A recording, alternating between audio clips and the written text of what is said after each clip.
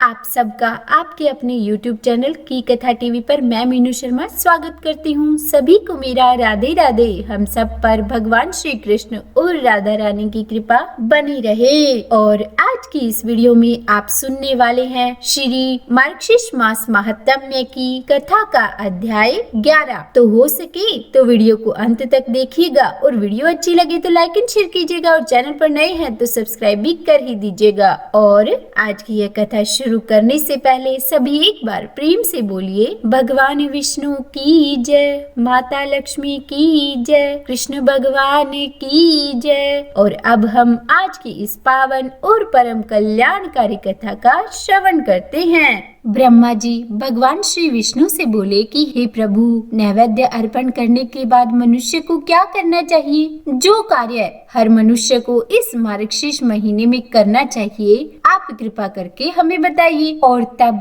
भगवान विष्णु ब्रह्मा जी से बोले कि हे तात, भोजन कर लेने के बाद कपूर से वाष्पित जल से आचमन जल और हाथ शुद्ध करने के लिए चंदन देवें तथा सुख वृद्धि हेतु तांबूल अर्पित करें और बाद में पुष्पांजलि देवें और भक्ति से दर्पण दिखावें और तदंतर वैभव के रहने पर कपूर का निराजन करें। विद्वान मुकुट आदि भूषण अर्पण करके हे महाभाग छत्र चावल अर्पण करें तथा प्रसन्न मुख श्याम सुंदर शरीरधारी प्रभु का ध्यान करके अष्टोत्तर शत नाम का जप करें और स्तोत्रों से स्तुति करें। शंख चांदी की बनी माला, विशेषकर स्वर्ण की माला, कमल गट्टे की माला, मूंगे के मणियों की मोती की माला और इंद्राक्षी की माला अपने हाथ में उंगली पर्वों की और जीवनमयी की माला जप कर्म में श्रेष्ठ होती है।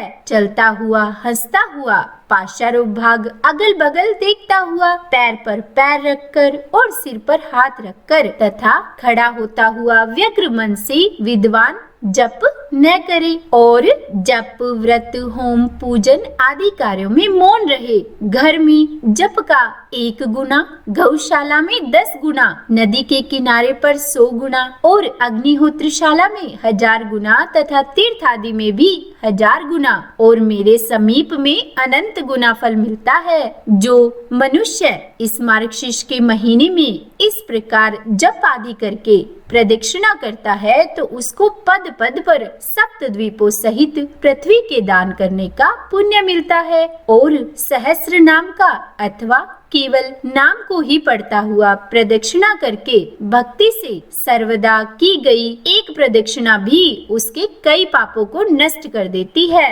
और सप्त द्वीपों सहित पृथ्वी की प्रदक्षिणा भी उसकी हो जाती है। मेरी 3 प्रदक्षिणा करने से 7 दिन के पापों का नाश होता है और 10 दिन के दैहिक पापों का भी उसी समय नाश हो जाता है। जो व्यक्ति भक्ति से मेरी 21 प्रदक्षिणा करता है तो उसके भ्रूण हत्या आदि पापों का भी उसी क्षण नाश हो जाता है और जो भक्ति से अष्टोत्तर शत नाम की प्रदक्षिणा करता है तो वह श्रेष्ठ दक्षिणा सहित समस्त यज्ञों के करने का फल प्राप्त करता है और उतनी ही बार प्रदक्षिणा के फल का भागी होता है। माता की प्रदक्षिणा, पृथ्वी की प्रदक्षिणा और शालिग्राम की प्रदक्षिणा ये तीनों समान फल के दाता कहे गए हैं। तथा हे तात सुनिए, मार्गशीर्ष के इस महीने में एक दंडवत प्रणाम और 7 प्रदक्षिणा ये दोनों बिल्कुल भी समान नहीं है, पर हाँ प्रदक्षिणा से दंडवत प्रणाम श्रेष्ठ कहा गया है। जो प्राणी सर्वदा प्रदक्षिणा के साथ साथ मुझको दंडवत प्रणाम करता है और विशेषकर मार्गशीर्ष मास के आने पर उसके ऐसा करने से कल्प वर्ष पर्यंत तक वह स्वर्ग लोक में जाकर वास करता है। हे तात, एक कल्प के बाद वह चक्रवर्ती राजा होता है, चिरायु दीर्घायु, धनवान, सुख भोग करने वाला, दान वाला और धर्मात्मा होता है और सहस्र नाम के पाठ से मन वचन कर्म से किए गए उसके सभी पापों का नाश हो जाता है। हे सूत, अब बहुत कहने से क्या होगा, गुप्त बात जो है वो मैं कहूँगा, आप इसे ध्यान से सुनिए। मुझे दामोदर नाम को कहने से अतुल प्रीति होती है क्योंकि मेरी माता यशोदा ने यह मेरा दामोदर नाम गुण, रस्सी तथा दया आदि गुण संबंधी रखा है। जिस समय मैंने गोकुल में दही का पात्र फोड़ा था, उसी समय यशोदा माता ने मुझको पोखर में मजबूत रस्सी से बांधा था और उसी समय से मेरा यह दामोदर नाम प्रसिद्ध है। जो प्राणी पवित्र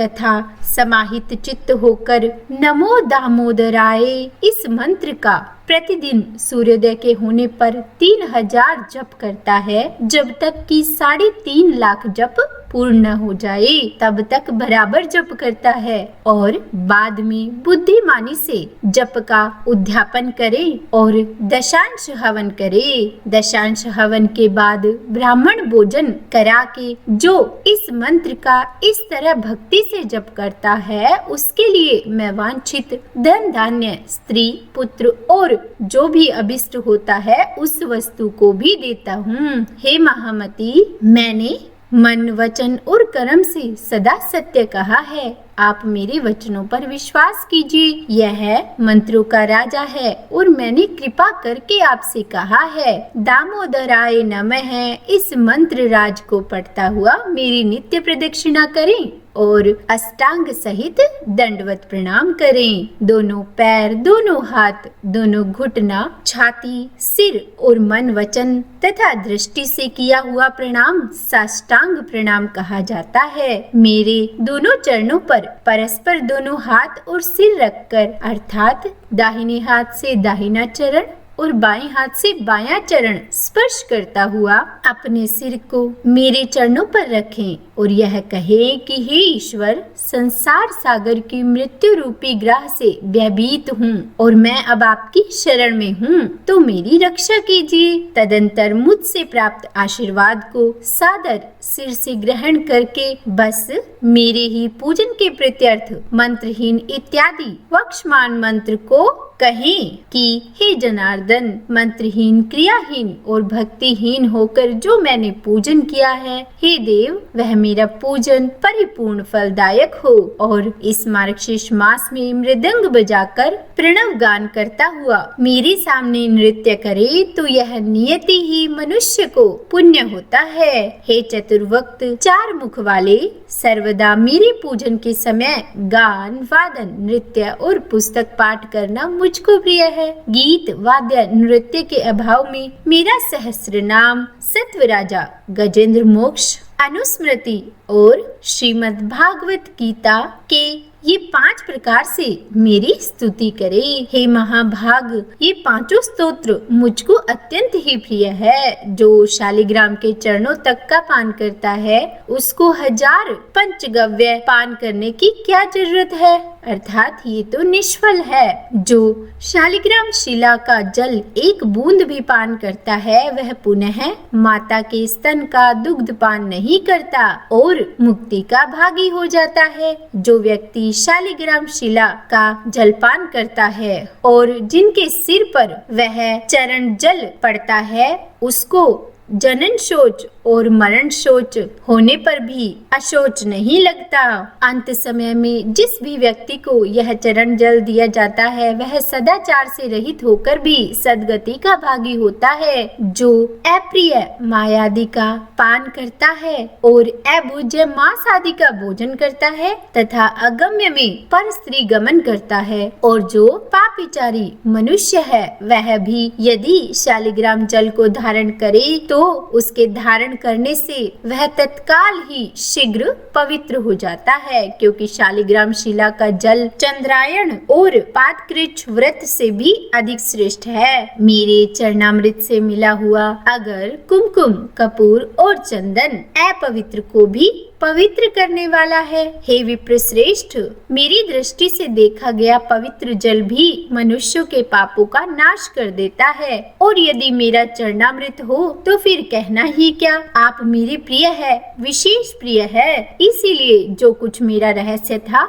उसको मैंने आपसे कहा। तो बोलिए श्री विष्णु भगवान की जय। यह था आज का अध्याय और इसके बाद क्या हुआ यह हम जानेंगे इसके आगे आने वाले अध्यायों में। तो उम्मीद है आज की यह कथा आपको सुनने में पसंद आई होगी। अगर वीडियो अच्छी लगी तो लाइक एंड शेयर करें और चैनल पर नए हैं तो सब्सक्राइब भी कर ही दीजिएगा। और इसी प्रकार आगे के अध्यायों को सुनने के लिए हमारे इस चैनल से जुड़े रहिए और हाँ, नोटिफिकेशन बेल को जरूर दबाइएगा ताकि वीडियो का नोटिफिकेशन आपको समय पर मिल जाए। तो बोलिए राधे राधे।